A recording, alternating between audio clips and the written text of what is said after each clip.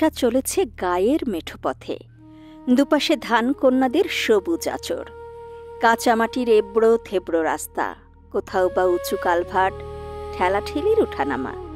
গায়ের পথ যেমন হয় আর কি, কিন্তু চারপাশে চোখ জুড়ানো প্রকৃতির এমন মনোরম আয়োজন দেখে মনে হয়, আহা, এই পথ চলাতেই যেন আনন্দ।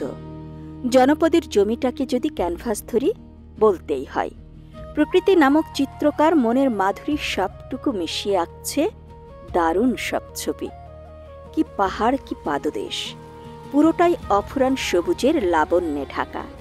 আর এখানেই হাজংদের বসবাস।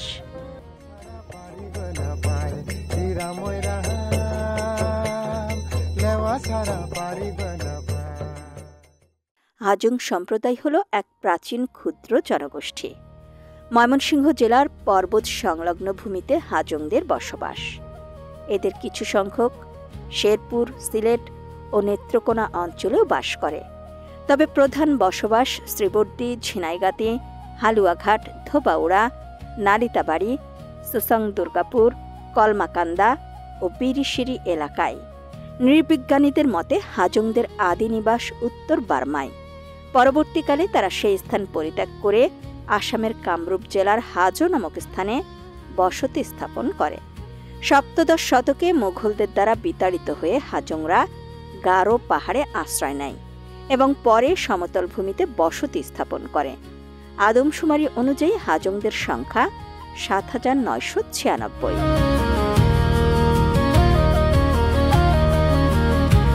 হাজংদের দৈহিক গঠন মধ্যমাকৃতি, দেহ হৃষ্টপুষ্ট ও মাংসল, মাথার চুল ঘন ও কালো। তারা বেশ হাসিখুশি স্বভাবের হয়ে থাকে। হাজং সমাজ ১৭টি নিকনি বা গোত্রে বিভক্ত ছিল।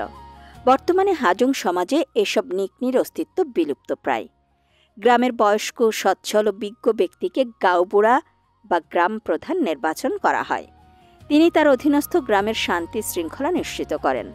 গাঁওবুড়াদের সম্মিলিত সিদ্ধান্তে সরে মোড়ল বা চাকলা প্রধান নিযুক্ত হয়ে থাকেন। বর্তমানে পুরা গাঁও বা পরগনা প্রধানের কোনো অস্তিত্ব নেই। গাঁওবুড়া নির্বাচিত হন স্থায়ীভাবে এবং এক গাঁওবুড়ার মৃত্যুর পরই অন্য আরেকজনকে শূন্য পদে নির্বাচন করা হয়। হাজংরা সাধারণত বাঁশ, কাঠ, শন প্রভৃতির সাহায্যে বসত ঘর নির্মাণ করে। ঘরগুলো তারা চৌচালা নির্মাণ করতেই পছন্দ করে।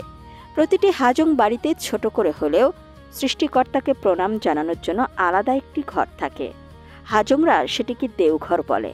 প্রতি সন্ধ্যায় হাজংরা দেওঘরে প্রদীপ জ্বালিয়ে ধূপ ধুনা পুড়িয়ে সৃষ্টিকর্তাকে প্রণাম করে।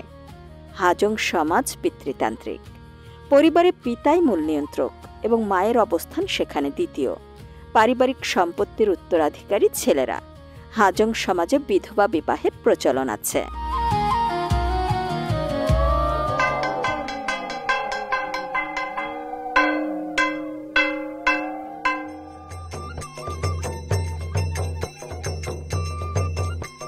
বাংলাদেশে বসবাসকারী হাজংদের প্রধান ভাষা বাংলা। তবে হাজংদের নিজস্ব ভাষা রয়েছে, এটি তারা নিজেদের মধ্যেই ব্যবহার করে। হাজং ভাষার নিজস্ব কোনো বর্ণমালা নেই।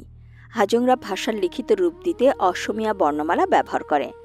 ভারতীয় উপমহাদেশের উত্তর পূর্বাঞ্চলে বসবাসরত অন্যান্য জনগোষ্ঠীর ন্যায় হাজংরা জুম চাষে অভ্যস্ত ছিল না। তারা প্রাচীনকাল থেকেই জমি চাষের মাধ্যমে জীবিকা নির্বাহ করত। তবে দেশভাগের পূর্বে ময়মনসিংহ জেলায় হাজংরা চাষাবাদের মাধ্যমে স্বনির্ভর ছিল। হাজং নারীরা যে কাপড় পরিধান করে সেটিকে তারা পাথিন বলে। পাথিন বিভিন্ন রঙের সংমিশ্রণে তাঁতে বোনা ডোরা কাটা মোটা কাপড়, যা দৈর্ঘ্যে ৩.৫ হাত এবং প্রস্থে ২.৫ হাত হয়ে থাকে। হাজং নারীরা বক্ষ বন্ধনী হিসেবেও এটি ব্যবহার করে।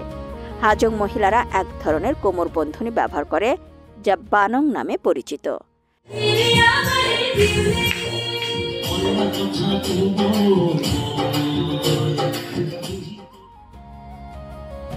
আমিষভোজী হাজংদের প্রধান খাদ্য ভাত।